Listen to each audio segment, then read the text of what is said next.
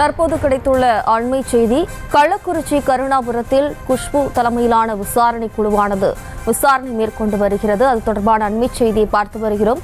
கூடுதல் விவரங்களோடு நமது செய்தியாளர் சத்தியமூர்த்தி இணைகிறார். வணக்கம் சத்தியமூர்த்தி, மேலும் விவரம். வணக்கம் ஜெயஸ்ரீ. கள்ளக்குறிச்சியில் விஷசாராயம் குறித்து பலியானோர் எண்ணிக்கை 61ஆக அதிகரித்திருக்கிறது. நேற்று இரவு வரை பலியானோர் எண்ணிக்கை 69ஆக இருந்த நிலையில் இன்று காலை சேலம் அரசு மருத்துவக் கல்லூரி மருத்துவமனையில் ரஞ்சித்குமாரும், புதுச்சேரி ஜிப்மர் மருத்துவமனையில் இயேசுதாசும் சிகிச்சை பலனின்றி பலியாகி இருக்கிறார்கள். இதன் அடிப்படையில் விஷசாராயம் குறித்து பலியானோர் எண்ணிக்கை 61ஆக அதிகரித்திருக்கிறது. குறிப்பாக 5 பெண்கள் உள்பட 61 பேர் பலியாகி இருக்கிறார்கள். இந்த நிலையில விஷசாராய மரணங்கள் தொடர்பாகவும் விஷசாராயம் குறித்து 5 பெண்கள் பலியானது குறித்தும் விசாரணை நடத்த தேசிய பெண்கள் ஆணைய உறுப்பினர் குஷ்பு தலைமையில் குழு அமைத்து தேசிய பெண்கள் ஆணையம் உத்தரவிட்டிருந்தது. அதன் அடிப்படையில் தேசிய பெண்கள் ஆணைய உறுப்பினர் குஷ்பு தலைமையிலான குழுவினர் தற்போது கள்ளக்குறிச்சி நகரில் உள்ள கருணாபுரத்திற்கு நேரில் வருகை தந்திருக்கிறார்கள்.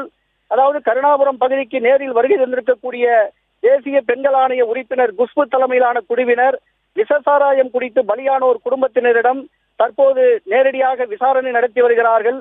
இந்த விசாரணையின் போது பலியானோர் குடும்பத்தில் இருக்கக்கூடிய உறவினர்களிடமும் அவரது குடும்பத்தினர்களிடமும் பிள்ளைகளிடமும் ஆதரவு தெரிவித்து அவர்களுக்கு எப்படி இந்த சம்பவம் நடந்தது என்பது குறித்து குஷ்பு விசாரணை நடத்தி வருகிறார். அதாவது பெண்களுக்கு குடிப்பழக்கம் எப்படி வந்தது, இயல்பாக வந்ததா அல்லது புதுசா குடிச்சாங்களா, எதனால் அந்த பழக்கம் இருக்கிறது என்றெல்லாம் விசாரணை நடத்தி வருகிறார்.